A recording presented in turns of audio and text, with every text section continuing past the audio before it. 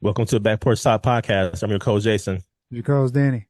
Fans, we have a fun show for you today, but go ahead, like, subscribe, tell 10,000 fans that the Back Porch Talk Podcast is here.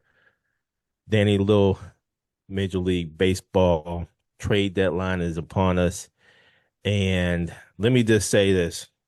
We said that the Brewers needed at least another bat and a quality arm. The Brewers did not get a bat. The question is, did they get a quality arm? Now, they got two arms, one in a righty starter in May and a lefty reliever in Romero to deal with the Cardinals. And so I don't think this is going to put them over the top, Danny. I really don't. Not unless within this couple hours there's going to be some form of another trade. The Brewers were in the running to get Detroit Tigers Cy Young winner in Skubal and lost him out to the LA Dodgers. The Dodgers beef up yet again. And I don't know, Danny. I just think that after witnessing what we witnessed last year between the Brewers and the Dodgers, we said the Brewers definitely needed at least another bat. They got rid of Freddie. That was their arm. They kept Woodruff, who is basically out for the rest of the season, seems like. Miz is coming into his own. So I think what the Brewers are going to do is play what they did last year.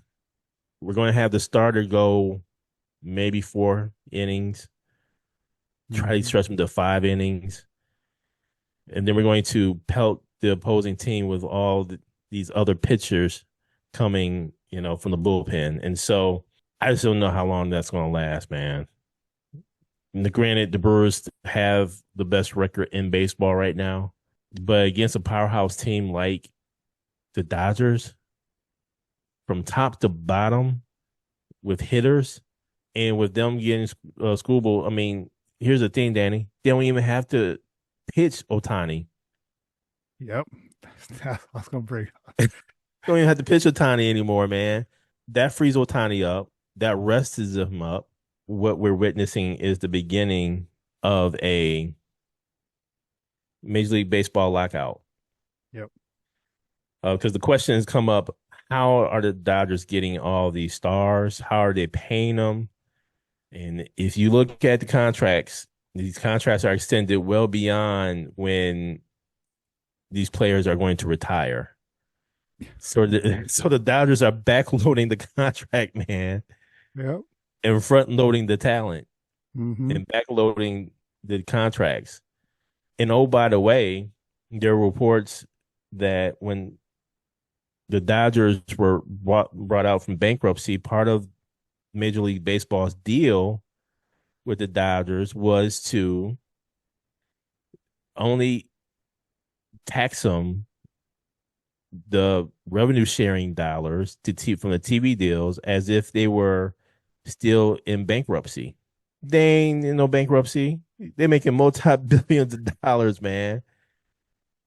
And so now they're getting to keep all this revenue and do this with it. Now that's what's out there. I don't know necessarily the facts, but I think we're headed to a lockout because these franchises are now saying, hey, this is not fair. We want the revenue dollars that the Dodgers are getting. And so that way we can level the playing field. I don't know, Danny. What say you about trade deadline, the Brewers, the Dodgers, the whole nine? What say you? Dustin May, I would have rather brought back Freddie, to be honest Thank you. with you. Thank you. Freddie Peralta actually ended up going to Tampa Bay, the Rays, to bolster their lineup as they go for that playoff push because in the Skubal sweepstakes, the Rays were also rumored to be involved with having interest besides the Brewers and obviously the Dodgers. So the Rays went ahead and got Peralta. So the Brewers made this deal, kind of last minute because they had to do something. We knew they had to do something from the pitching standpoint just due to the injuries that their going through right now and getting ready for stretch run. But then you look at a team like the Cubs, who made multiple trades to improve their pitching staff. They got Kevin Gausman from the Blue Jays. They got Clay Holmes from the Mets. And then they got Braxton Garrett from the Marlins. So that's three pitchers, man, they added to help for them for the playoff push because they were decimated by injuries. I was really hoping they would try to pull the trigger on Skubal, especially from what the Dodgers gave up to get him. It wasn't like it was a crazy haul. Now they did give up, some top prospects in their farm system, but they have a good farm system, great farm system. So they're able to withstand losing three prospects. But yeah, this just makes the Dodgers stronger, man. And, with Ohtani kind of battling some injuries, they do not, like you mentioned, they do not have to pitch him if they don't need to. But I think he may want to pitch once they get to the playoffs. But they'll have Blake Snell coming back. They'll have Tarik Glasnow coming back. Maybe the Brewers have something else, but right now, man, that was a huge move. And then seeing the Cubs do what they did, that was also key. And the Mets, they just said, "Oh well," they just did a fire sale. And I know people, talking about the Dodgers, being, taking advantage, but look at the Mets, man. Look at the Mets. They have a lot of money. They have a billionaire owner. And it goes to show you, man, that management, if it's not right. Yeah, so a very eventful trading deadline over the last couple of days. Another couple other moves that were made. But I know that I will say, though, Dustin May has been up and down. He has some good moments, but it's just not the name that I thought they would bring in. Yeah, I would say this, man. There's 25 minutes left before the trade deadline. So anything can happen between now and then, last minute deal, whatever the case may be. But yeah, I think the Brewers got to make another move or two at least. I would say this, man, if anything, man, just get another bat. Mm-hmm. If your strategy is going to be, okay, we're going to have a couple of starters, in particular, Miz is the one who's going to carry us to maybe sixth, seventh inning, and then we can go to the closer. And the other starters would carry us to maybe the fourth, fifth inning, and then we'll go to pen to close out the game. If that's the strategy, get another bat, man, because these other teams are piling on with the pitching. So you get to offset it at least with some kind of hitting, or get somebody fast on a basis to really go ahead and help knock in the runs or steal bases, whatever the case may be. But we need more than what we have right now. Skubal's contract is apparently 1 year, $32 million.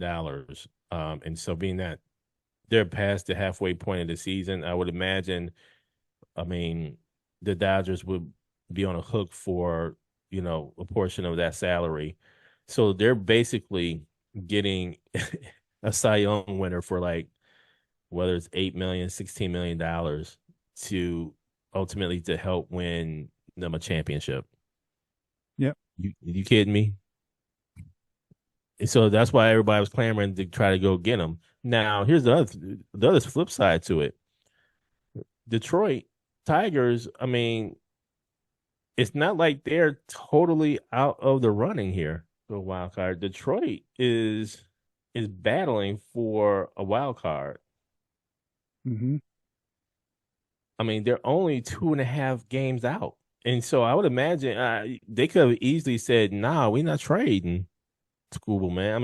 We're going to keep him, and we're going to make our playoff push. But, they're only 2.5 games out, Danny. Yeah, I know. That's the crazy thing of it. So I don't get it. I just think that Detroit could have held pat there, close this thing out, and move forward. And now, Danny, on to a little NFL and where training camp is happening right now, man. And let me just say, reports are that Kansas City Chiefs quarterback Pat Mahomes has been cleared. He is out there in training camp with a brace on, and all eyes are on him. That he can at least, make it maybe do game one, but if nothing else, probably within the first 4 games of the season. I feel like this, Danny. Both leagues are going to be interesting this year, NFC and AFC. The rumors about Aaron Donald coming back to play for the Rams to be paired up with Myles Garrett. Now, if that happens, that defense is going to be something else. And I think they're preparing for Seattle. So that's going to be all the way around interesting to see how that comes up. There's so many storylines. I mean, you have the Tampa Bay Bucks, your favorite team, and Baker Mayfield, going back and forth regarding his contract. How he said that he's disappointed in the contract offer, and so just a whole lot of storylines, Danny. And let me just say, the Green Bay Packers are holding pat. They're going through their training camp as usual. Your Falcons are doing the same. Bijan Robinson hasn't signed yet. We'll see what happens there. I mean, there's just a whole lot of storylines. I mean, we'll see. And it all begins with the Hall of Fame game this coming Thursday between Arizona Cardinals and Carolina Panthers. So it should be all the way around interesting. What say you about the NFL training camp? Wheels are in motion. Injuries are happening. Falcons right there. Tua with the back injury. Sounds like he's going to be okay. They have Matt Ryan out there throwing passes because they didn't have a quarterback that was healthy. It sounded like they were going to sign Cooper Rush for a moment. But it sounds like Tua is doing well. But that's right there. There's a warning right there, man. You need a third quarterback in the fold because these two cats can't stay healthy. Bijan, like you mentioned, the hold in. I'm assuming they're going to get that done sooner than later. Jahmyr Gibbs, same situation. And I look at those two, man, I think one's waiting for the other one to sign so then the other one can get more money. When you have these hold-in situations, you never know with soft tissue injuries, man, if they're not participating in full, things like that. San Francisco 49ers, again, injury bug has hit them. So it's just a lot going on, Jason, in his first week or so. But looking forward to seeing some of the Falcons once they get on the field and seeing what they're going to do. I think one of the things that we still have to keep our eye on is Steph Diggs and who pulls the trigger to bring him into camp. You're bringing up the Chiefs. Xavier Worthy had a shoulder injury, or he's being held out due to a shoulder injury. Does he go to Kansas City? Where does he end up? Because he's a major piece, I think, still out there from a receiving standpoint. So, yeah, a lot of storylines, Jason. We'll get more into it as we get into the preseason, but exciting nonetheless. Thank you for joining us at Back Porch Talk Podcast. You can also join us on Twitter by tweeting us at @back_podcast. For more information, you can go to our website, which is backporchtalkpodcast.com. You can also email us at backporchtalkpodcast@gmail.com. Again, thank you for joining us, and remember that there's enough hate in the world, so go ahead and spread a little love.